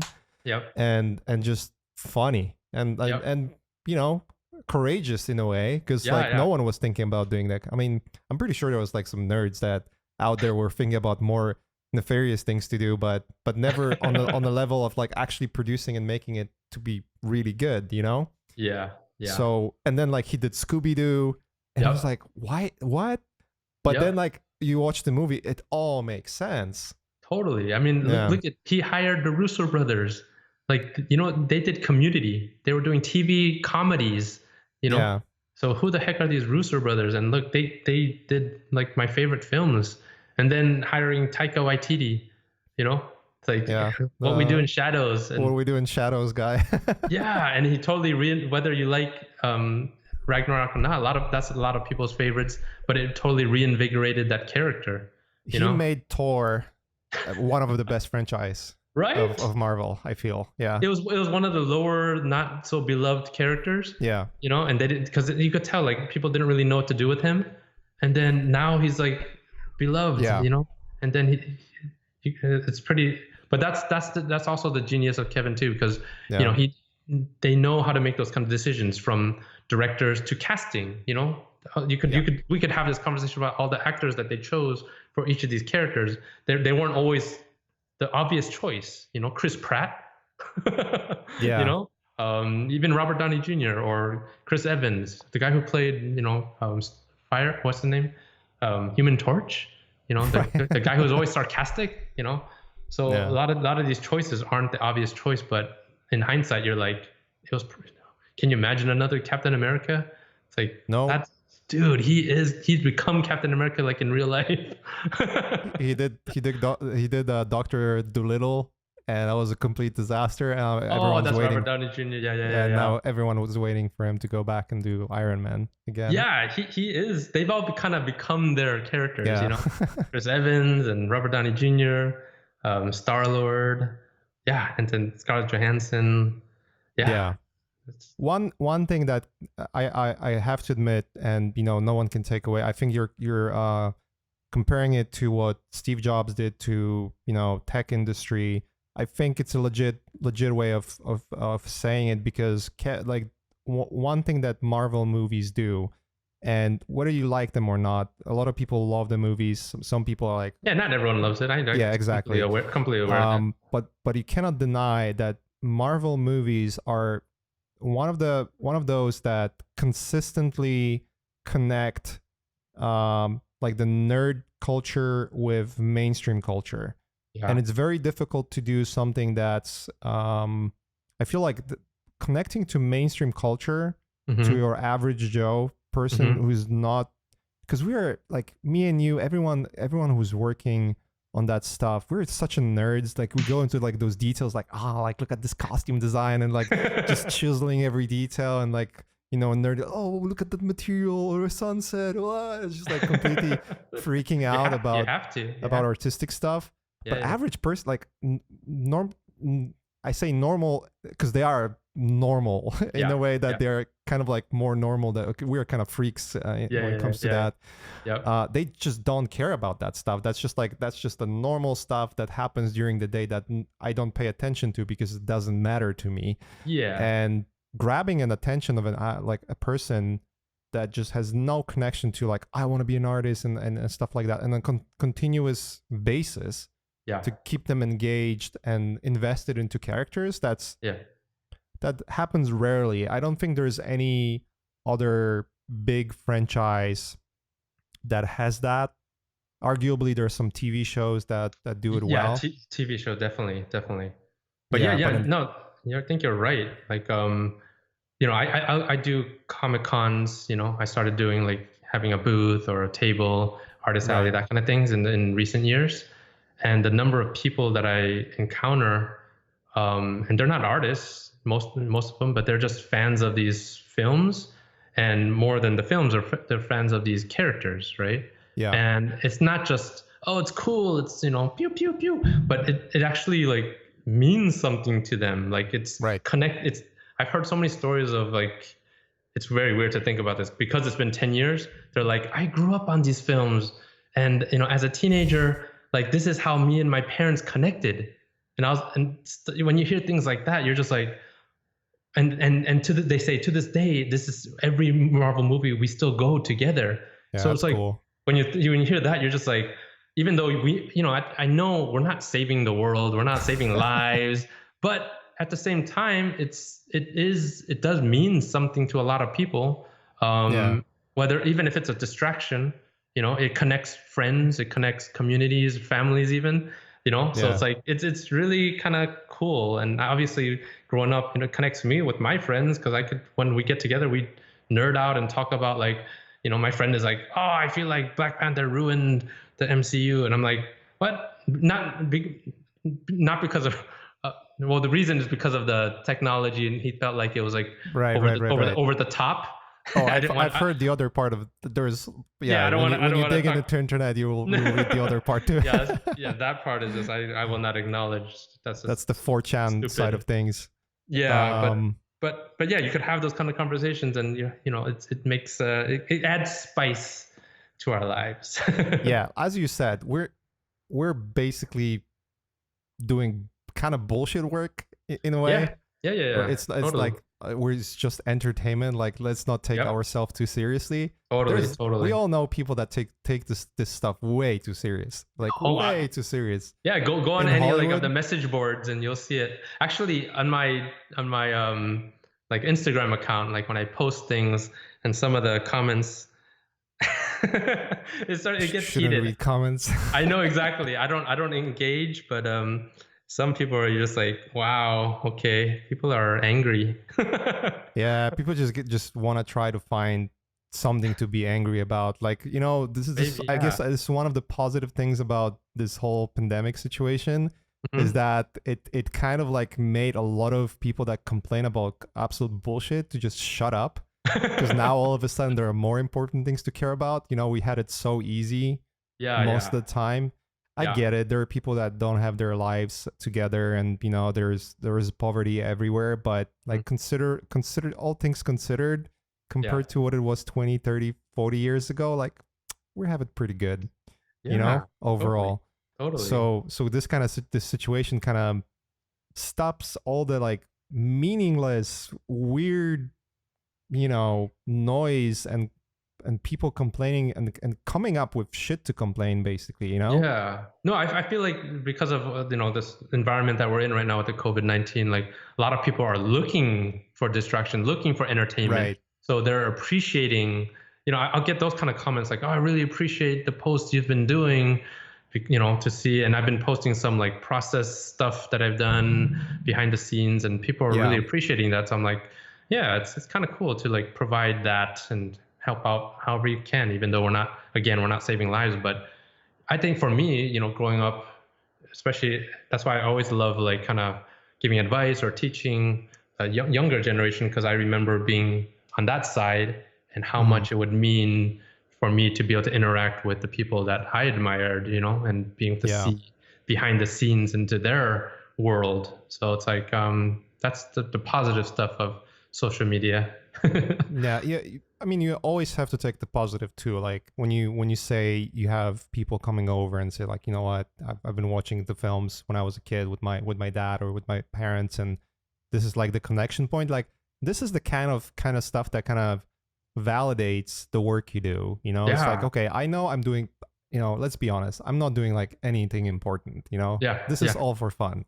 Yeah. And it just so happens I can make money doing that, you know? Totally. We're playing. Yeah, totally. Yeah. And I mean, it is work. And like, as you said, it's so competitive. You have to be like on your toes, and it can get you exhausted real quick. But at the end of the day, we're not like doctors and, you know, nurses and whatnot, you know? So let's be real here. But hearing the stories where, you know, whatever you do, even if, however meaningful or meaningless it is, like you're affecting someone else's life's outcome and bringing positivity, that matters a lot. Totally. Yeah. And anything we can do to bring cheer and smiles and excitement, and you know, that's what we do, you know, we're entertaining. And but it is really fun to see like the reaction, especially, you know, we live in a time with the YouTube and seeing reaction videos. So whenever there's like a Marvel like trailer, or if people have reactions to it, especially, you know, that past year with like Infinity War and Endgame. And I don't know if you've ever seen those videos of people in the theater, you know, the moment when Captain America grabbed the hammer, and people are like crying and cheering and screaming. One of the another perks of my job is I get to go to the premieres. You can hear me, right? Yeah. Okay, yeah. So I'll never forget like the Black Panther premiere. That one, I mean, every premiere is full of excitement and energy, and it's just really exciting. But that one in particular, the crowd was, man, they were electric, and they were going crazy about everything, every joke, every moment. And when a Shuri says, "What are those?" like the crowd reaction. And then that after party was just nuts, because there was just like every single celebrity there. They're just like, it was just really fun. But seeing the reactions to these films, and you know what Black Panther meant, especially to the African, you know, community, it's special, you know, like even though it is just entertainment, that meant something to that especially that community. And then, Captain Marvel last year. Whenever I do a show, like how many people, not just females, but of course, especially females, but male and female, come up to me and say how much that movie meant to them, to have a movie like that, and then DC doing Wonder Woman, like those are important films, because we don't see those kind of films very often, So of course, there's a lot of people on the other side that don't really like those kind of films. Yeah, but like the way I always look at it is like, since when everything has to be for everyone? You know what I mean? Mm-hmm. It's like it's people trying to find problems where there aren't any problems, and the reality is, look, if you want to make a movie about female character, right, or you want to make a movie that resonates with African American community, just make the movie. Who cares? You know what's the worst gonna happen? If your premise that's what you're supposed to do because there's a large audience that is underrepresented. Yeah. If that's the premise, if that's true, then it's not gonna make any money. Right? Yeah. Yep. Those movies are making money. So, like, pick your poison. You know what I mean? Yeah. So yeah, I just the way I look at it in general, like I don't like when people try to attach politics from either side, whether it's I agree. Whether it's the audience or the filmmakers. I feel like a lot of it is really just trying to look nice in social media. A lot of the times, it's just very genuine. The way I look at it is just like, not everything has to be for everyone. And just do whatever you want, man. Like if you want to make a movie like that, make a movie like that. People who really want to watch it will go and watch it. Yeah. It's like, we have anime as a genre, right? A lot of people think anime is stupid. Yep. But you don't have, like, who says you have to convince everyone that's the thing you have to watch, or you shouldn't do that, Totally. Yeah. Totally. It's very weird. Like, I don't like this sort of like the division, like people sort of like arguing about meaningless stuff like that. None of that really matters. Like, it's so tiring, and I don't get involved in that. I'm just enjoying, the type of movies we're making. It's, it might not be for everyone, every single film, but for the past year, I've been working on Shang-Chi, right? And that might be controversial for some people as well, but hey, I'm Asian. Everything is controversial for someone. I grew up in America. I was born in New York and raised in Orange County, California. And I grew up in a world where I was drawing superheroes. I was drawing whatever cartoons all my life, and I was watching cartoons. Every single drawing I ever did was of a Caucasian male, usually, then Caucasian female. I almost never drew an Asian superhero. Why? Because I was essentially bred to see. It actually looked a little weird to me if I saw like the idea of an Asian superhero. Like, it didn't, like, wait, that doesn't look right, because that's all I ever saw, until way later in life that I saw someone like Bruce Lee, where I'm like, whoa, but even though seeing Bruce Lee was awesome, but at the same time, he was, mainly making Chinese films. Yeah. It's not really, except for Enter the Dragon, but it's not like he was doing tons of like American films. And then later on, you get Jackie Chan, things like that. But so, working on Shang-Chi, I think like it's special because it's like, I know my son, who's 7 years old, and my daughter, her favorite character right now is Captain Marvel. Like, she's growing up in a world where she got to see that's normal. It's not like a special, like, oh, it's a female superhero. It's like, it's just kids normal for her. Yeah, she's watching She-Ra, and then next, or a couple of years, they're gonna watch Shang-Chi, and he's part of the MCU. It's like, I think that is awesome, and it might not be for everyone, but that's fine. Guardians of the Galaxy is not for everyone, Like, some people don't like Hulk, or they don't like whatever character, Ant-Man. That's fine, You don't have to like all of them, but why like hate on some of them? Yeah, when you mention kids, one of the things the kids do is they don't care. Yeah, they just don't care. my kids never talk about that, like the all race that matters or if it's cool or politics. not. Yeah. Yeah, If it's cool, seriously. it's cool. Seriously, If it's not, it's not. they love every single MCU character. There are probably some they like, but I've never heard any of them say they don't like or hate somebody. Yeah. Even the villains, they don't hate them. Past few podcasts, I had conversations with, I was talking with people and a bunch of other people, and one of the themes that I had was like, we when and you grew up working in this industry, meaning like how it was for most of the time, like traditional drawing, then it went to digital drawing. And then, there was always a push like, you should learn 3D, or, Photoshop is the way. And then like, it's always like progressing into like more technical, more advanced, more technical, more advanced. Mm-hmm. But what's been happening recently is like all of a sudden like markets open. Mm-hmm. And you start to see, because of social media, you start to see that art is in so many places that, you might have not been exposed to. Mm-hmm. And it's becoming mainstream for that reason. Mm-hmm. And what's fascinating about that is obviously the one of the things that's might be concerning to some artists is that now art is everywhere. It's kind of becoming a commodity in a way, because it's just flooded the markets, that you can see so many artists. It's very difficult to follow who's who. Yeah. But what it also does is it shows you that you can create ideas and certain things that you would never think about you could. Mm-hmm. And because every single one of us are so different, mm-hmm. like so different, mm-hmm.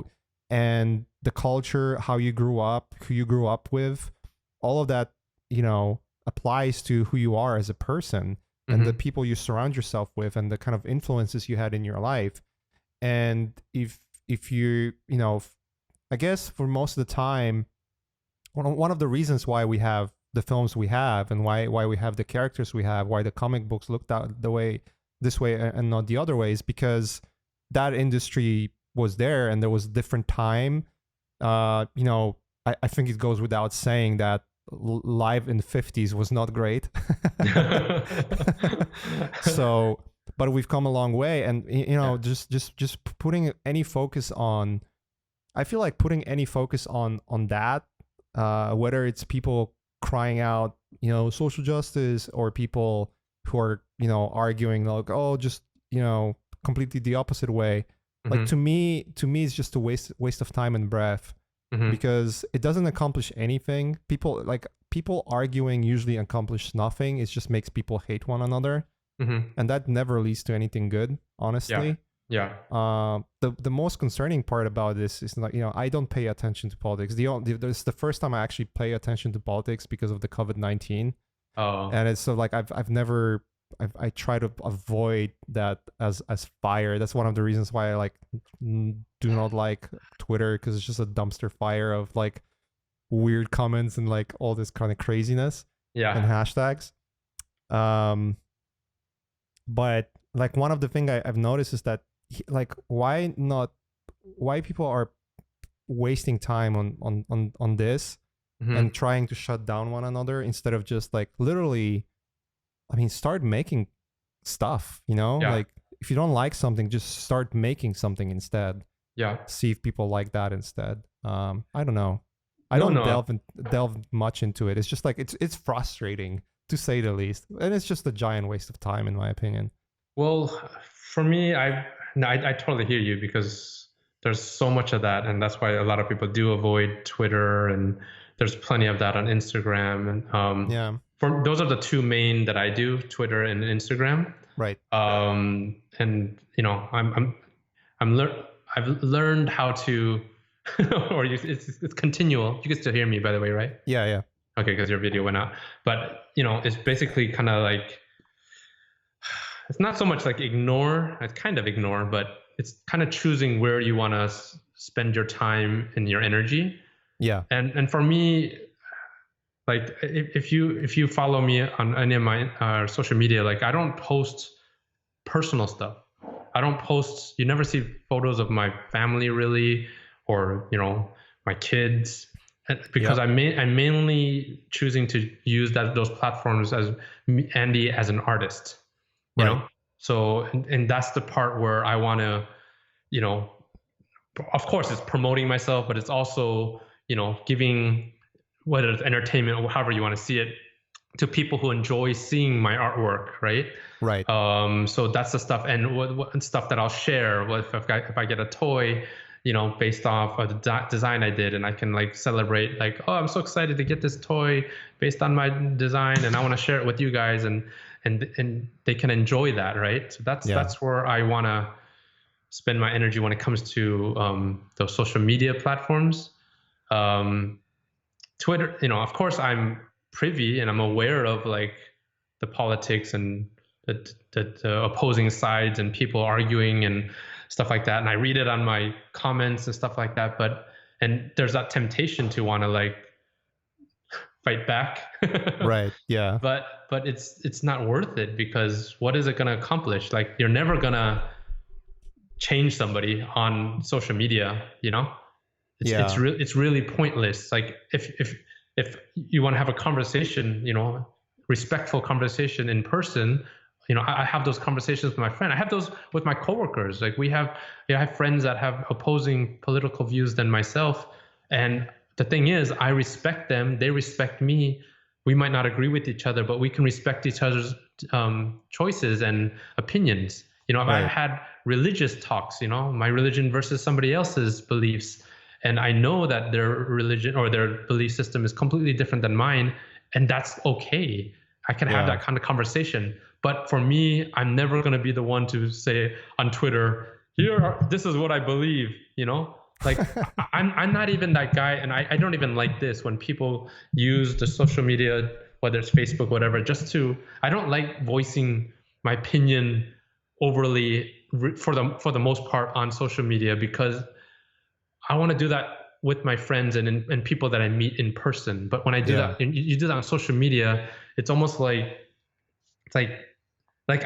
even if, let's say, a new trailer comes out, this is a common thing, and then you and your coworkers will just say, hey, what'd you think of that? Or what did you think of that design from that whatever movie? And we could honestly tell each other our opinions. But I'm not going to be the one to go on Twitter and be like, did you see that design from this latest trailer? Oh, why did they do that? Like, why would you do that?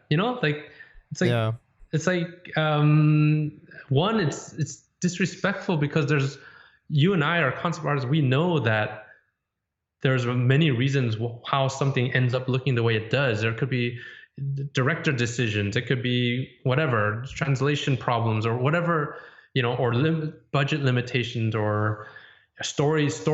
There's always story reasons why something looks the way it does that we just don't know of yet, right? Yeah. So it's like to just have this immediate reaction. Social media is all about immediate reaction and just like, just like the reaction videos you mentioned. The one of the things that, I've seen those theater reaction videos. I'm fine with that. The ones that frustrate me is like some random person that you've never heard about, like literally just absolutely random person that you literally never heard about. They never do anything. All they do is just play someone else's video and reacting to it. What? It's like, and that's becoming popular. Basically just judging, right? Yeah, it's just judging. Yeah, it's just forget judging. That. And it's coming from a person that has no expertise in it. Yeah. Either, I mean, that's the norm right there. But yeah, that's the social media in a nutshell.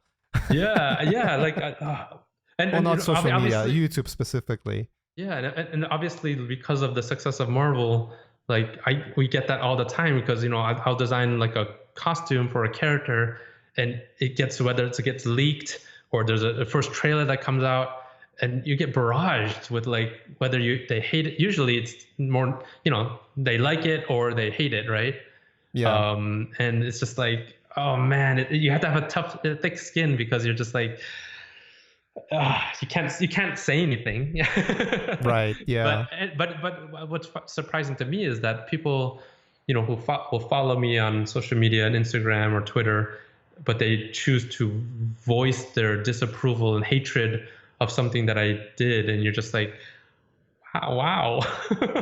Like I can't imagine doing that to anyone, saying like, Mache, I hated your design for or whatever you did. Like, it's so mean. Yeah, it's mean. It's it doesn't. It's one of those things where we forget that we're humans, and in nowhere in the history of humanity, Yeah, people were able to convince another totally. by just yelling at them and critiquing and arguing and basically saying you suck. But it's the anonymity of the screen, Yeah. like, because you wouldn't do that like in person, or Yeah. even if you did, you would do it in a different way. It wouldn't just be so rude and mean. It's like driving and then walking, like driving, You're people right. behave like really Totally. bad, but then like It's a glass yelling. barrier. It's a Yeah. glass barrier, so it's very Yeah. weird. Yeah. You're totally right. That's a good example. I guess it's just a human nature, It is. Yeah, you just have to distance yourself. Like I try to read as many comments as I can usually, but when I read comments, I never attach myself into them. Like if someone writes something negative, I just like, all right, that's that one person's opinion. And usually the way I look at it is like, you can tell that some criticism, if you have your ego in check, you can tell, okay, this criticism is actually legit, and I should take it to heart.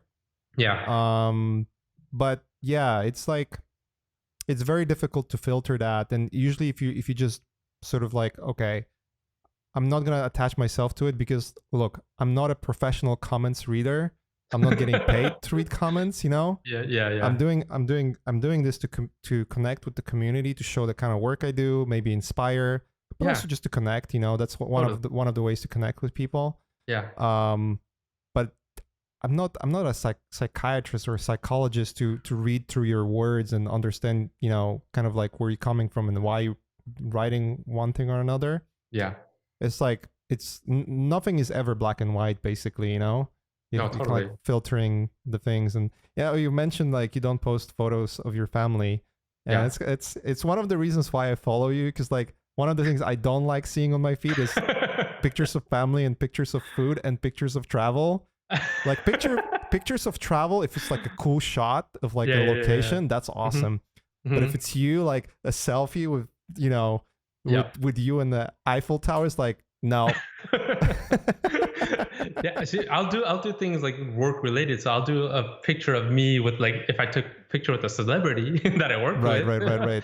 But basically, it's a story of Andy as an artist, or as a Marvel artist, as a comic book artist. Like, that's the story I want to tell. That that I feel like is more interesting. Like, I don't think people who don't know me really care to see my family, nor do I care to like want to tell people that I don't know about them. Like, but if I meet you and become friends with you, sure, I want you to know. But it's just weird, when you still know every little detail about people's lives. You're like, I don't want to know about your kids. You're like, you random person that I've never met. Totally. You know what I mean?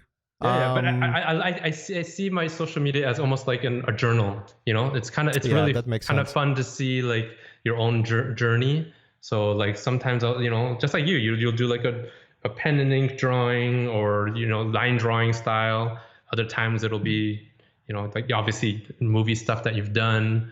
I think it's kind of fun to chat. And that's the other thing that I love about social media, or especially Instagram, is seeing the vast amount of artists. It gets a little overwhelming because there's, like you mentioned earlier, there's just, everybody is so good. It gets kind of intimidating. I want to shift gears a little bit, because there's one thing that I've noticed you guys have been doing with Marvel is the YouTube channel, that kind of stuff. So I was wondering what is that, and where is this going? Wait, what do you mean? You mean those tutorials that we did? Yeah. Oh, that one is purely because of everyone's isolated at home. So Marvel and Disney decided, hey, it'd be cool if we can do some quick tutorials specifically for kids. So if you saw the one that I did of Black Widow, I did essentially a line drawing, and it's meant to be that kids can print it out and color. Mm-hmm. So, but at the same time, I did it in a way where it somewhat shows you my process, but not exactly, because I don't do a line drawing, Right. for my concept art.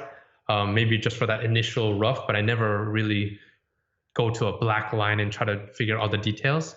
So it was trying to kind of covering both of those things, but that's simply what it is. So Ryan did the first one, I did the second one. He's doing another one, and I'm gonna be doing another one. So it's just during this time that everyone's at home that we can Gotcha. provide some. Yeah, Hey, I was curious if it's like, oh, Marvel is starting something new, like I was just curious if it's that, or is it just in the response of what's going on. yeah, because you see it, everyone's doing that right now, right? They're doing something Yeah. for the home. Even all the shows and the talk shows are doing that, and it's Right. actually been very interesting and entertaining to see like everyone's creativity and how they come up with like material, from their home. Yeah. It's actually been very kind of interesting and entertaining. Yeah, that whole shift is very, very interesting. Yeah. Like look, watching talk shows without a laughing audience, like that's one of the most trippy thing. But you know what? I kind of like it because a lot of the stuff that like I like Jimmy Kimmel a lot, Stephen Colbert, like it's been very creative, you know, Right. the things they've been doing and the conversations they've been having with their guests from, remote locations, like kind of like the Zoom style. Hmm. Um, I don't know if it's just because everyone's in this together, so there's a different vibe, but it feels more personal. I don't know for Right. Right. so it's been kind of, I think this is opening a lot of people's eyes to like, hey, maybe I can do this or that, or this is interesting. I Yeah. think it's going to be interesting to see what comes out of this situation, because I think for companies, realizing, wait, that people can do some stuff remotely, or I don't know, and then just ideas that artists or other people will have, now that they know that they can have an audience and do it from their home. It's kind of Yeah. interesting. It's gonna be Yeah. interesting. Well, on that subject, what do you think? Like, how do you? I mean, obviously, eventually things are gonna go back to normal. Hmm. Meaning, people will go back to work, go back to studios. It's not gonna last forever. Obviously, it's very unprecedented situation. It's gonna affect the way things are working for a while. Yeah. But as the new treatments come out, and the doctors get more better at treating people and reducing hospitalization, and then eventually the vaccine. We need the uh, vaccine. yeah.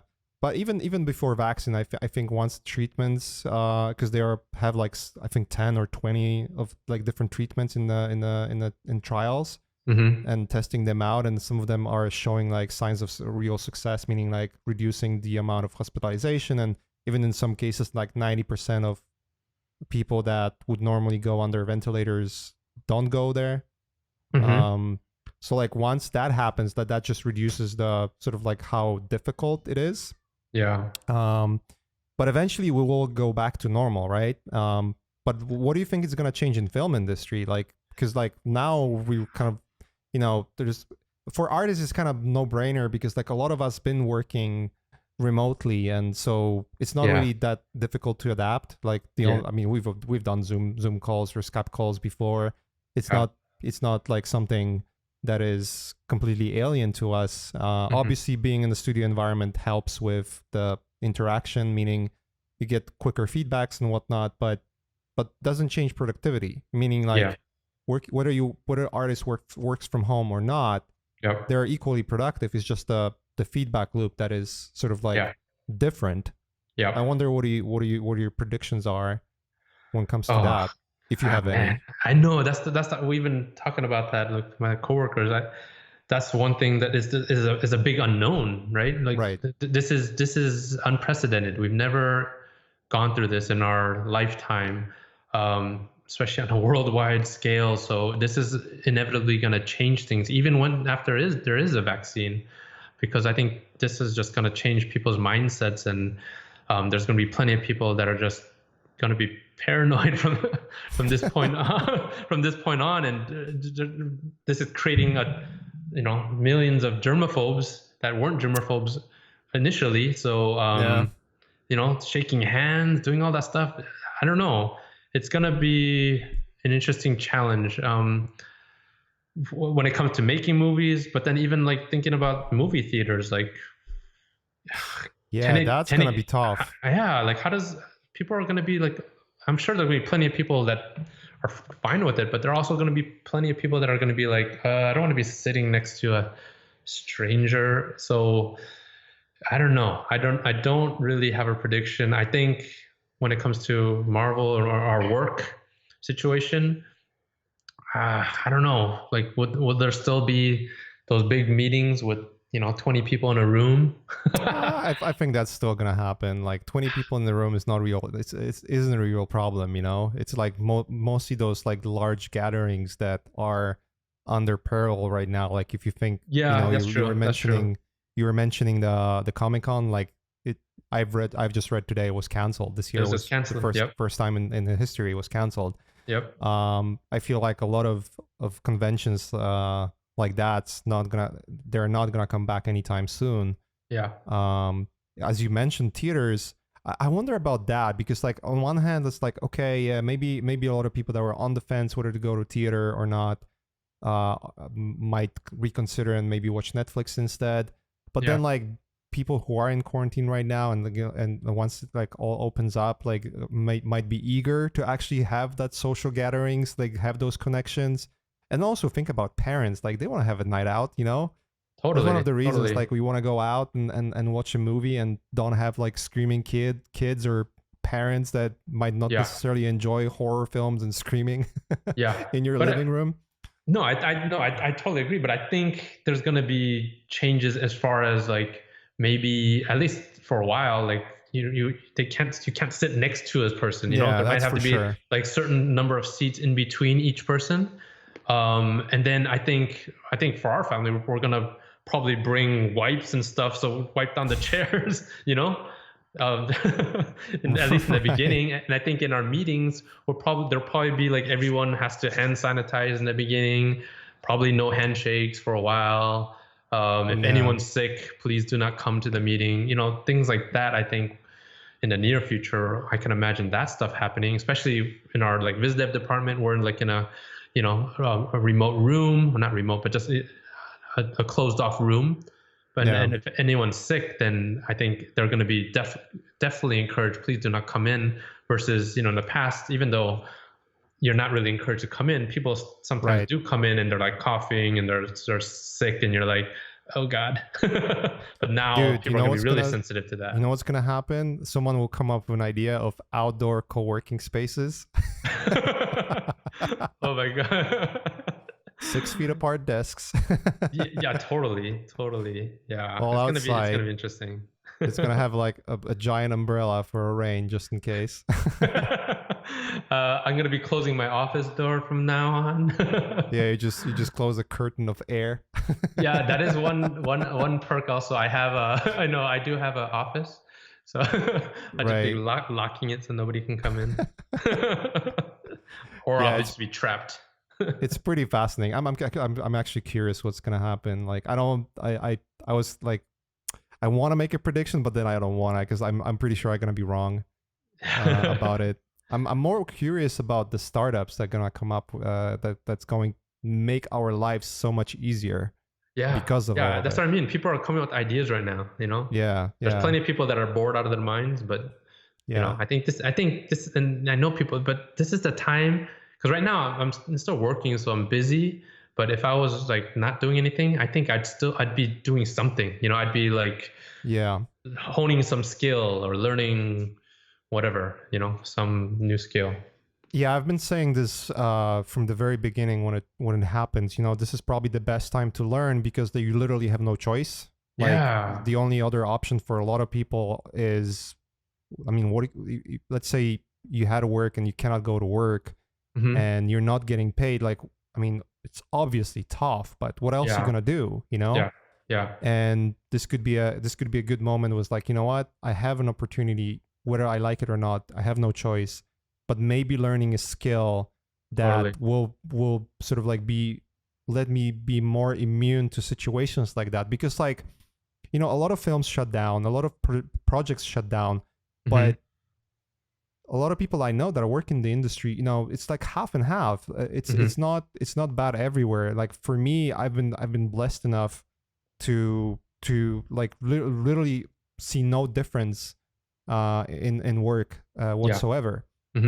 It's actually, I mean, literally, apart from just knowing that if I want to go to a grocery store, I need a mask. That's about as much of a changes that it is for me specifically. Yeah. And the fact, obviously, having a toddler 24/7, that's little, that's probably the toughest part. You know, not having kids in school. Because when they go to school, they get exhausted, and you know they don't have that much energy anymore when they go home. Meaning they're on our levels of energy, not like completely ADD running around tornado style.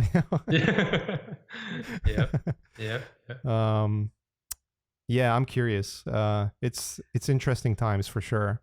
Yeah. This is time to learn. Like I wish you know, I'm not saying but I always want more time to be able to do, like, I always have like all these million things I want to do, you know, when specifically regarding like me as an artist or wanting to learn this, or, you know, I still love doing traditional artwork. So I want to get more into paintings again. And I miss that stuff, or just drawing with my hand, or learning, you know, more 3D, getting better at that and things like that. Like, right.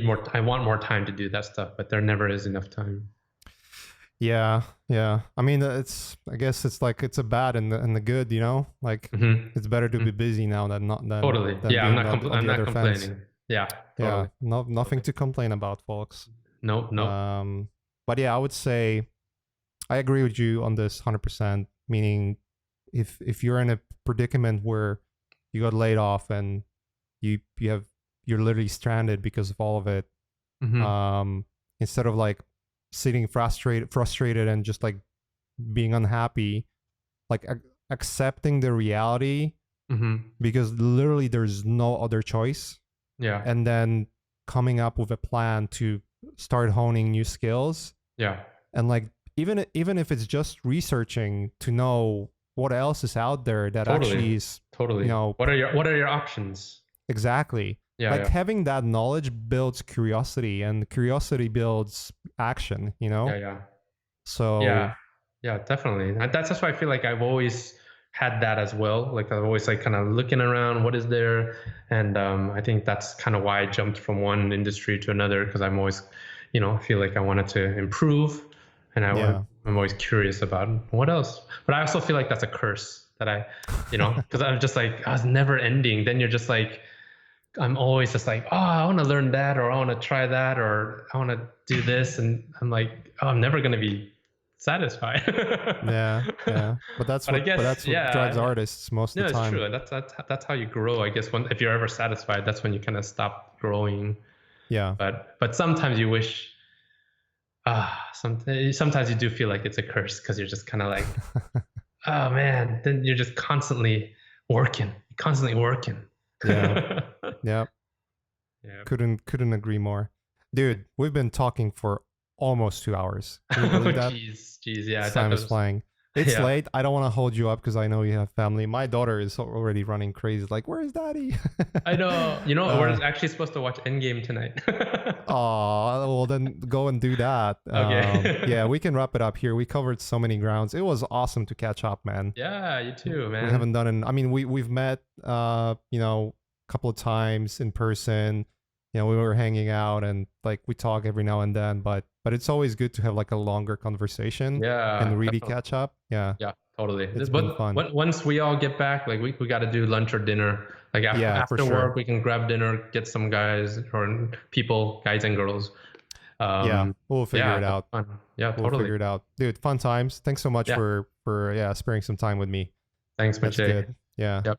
That's one of those things you've mentioned a lot of entertainment coming out. You know, I think I've recorded like 10 or 15 podcasts already during this pandemic. So like I'm just like on a constant like, you know, rapid fire. So trying to get as much done. You're just like stacking up as much as you can. Yeah, it's just like, I was planning for a bi-weekly release, and I've been doing that since the year started. That was my plan. Like, this is like a comfortable place to be in, because it's the amount of work that I have and everything. I still want to do podcasts. I want to do it on a consistent basis. Yeah. But it's just like, if you do it too often, it's just like it runs into all the other things that take priority, and then it becomes an issue. Yeah. So with this, like bi-weekly, but now it's like, you know what, I'll just bite a bullet, add some extra time, maybe sleep a little less, but I figured it's a good time to actually do more of that. It's just because, I cannot go and hang out with anyone, even if I like to, and I don't do it often, but now I can't. So it's like, it's kind of bummer. Yeah. But even since I started, like, adding more frequent episodes, just the amount of positive feedback that came out of it, just people saying, positive words, and like how much it's, helping them to not get by, but, like, you always look for a piece of entertainment, and then you can listen to this. And you get nuggets of wisdom or advice or inspiration. Yeah. And I try to shut up and let people talk, let people get whatever they can get out of them, So yeah, it's been great, and it keeps me sane too. You're crazy, man. You're always doing so many things and learning and growing. You're an inspiration. Aw, come on. I'm trying to be more humble than that. I'm trying. I'm always trying, Cool. At the end of the day, I look at it, I want to do work, obviously. I want to do my personal work. There's always like finding a striking balance, and realizing that some of the things that I do, they just have to be business at the end of the day. Yeah. But this, like, podcast is one of those things that I know eventually, if I do it consistently, and I do it for a long time, and if I can manage to be entertaining and build this to be like something really good, it will bring some benefits. But it's more of a philanthropy at this point for me, because it's just like, it's an opportunity for me to talk with people like you and people, and and Ian, and Do you only talk to people or do you also like invite people you don't know? I invite people that I don't know. Not all the time. And one of the things that I try to avoid is inviting completely random people. I've only, this person is awesome, but I've never heard about them. Oh, I see. It's because, like, I don't know, like, if I know someone, then I know what kind of conversation can come out of it. I see. And there's just some weird people out there too. we all know those really talented folks out there, that we all know the weird stories about them as well, and like how they behave, or it's like, oh, come on. You should do a podcast about that. Podcast about that. The one of the fun ones I had recently was with Eitan, which was almost about anything else but art. Yeah, sometimes that's more interesting. Yeah, sometimes it is. Anyways, I digress, dude. Awesome times. Thanks a lot for your time, and thanks for everyone who's listening. I appreciate you guys, and till the next one. Thanks. Oh, before we go, actually, where people can follow you, and if you have anything to plug. Oh, okay. Do it now. Okay, you can follow me on social media. Everything is Andy Park Art, ANDYPARKART. I'm on Instagram, Twitter, Facebook. I am on YouTube. I haven't produced a video in over a year, but now is your time. I know I need to do some more stuff, but you can follow me there. Working on the Marvel films, Shang-Chi, WandaVision, Thor, Love and Thunder. Watch it eventually when it comes out. And Black Widow, but that was supposed to come out next week or something, but I got pushed. So check that out. Let me know what you think. Write comments. Just try to be respectful. Just DM Andy. You don't have to love it. But, just don't be mean to me. No, good times, man. All right, let's wrap it up. Thanks a lot, guys. Cheers. Bye. Cool. Yeah, that's it, man. All right.